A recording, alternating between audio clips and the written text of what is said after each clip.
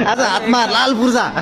आज हातमा लाल पूर्जा छ खसी काट्ने हो खाने हो ओ आज लाल पूर्जा पाएकोले त खुसी हुनु पर्यो खुसी छु म धेरै खुसी छु अब आज के खाने हो त आज पार्टी होला पार्टी अहिले साउन छ साउन बारे छ पार्टी चल्दैन 40 सालमा मात्रै पाइयो बाबा आमाले धनी पूर्जा नदेखि बित्नु भयो छोराको पाला झन्डै बित्न लाग्यो पाइयो जे होस् खुसी लाग्यो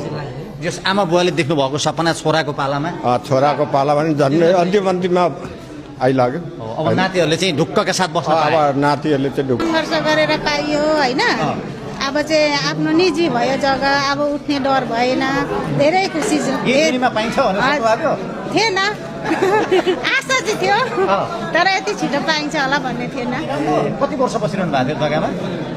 20 वर्ष भयो 20 वर्ष भइसक्यो ए अनि नगरपालिकाले पहिलो अब तपाईँलाई लाल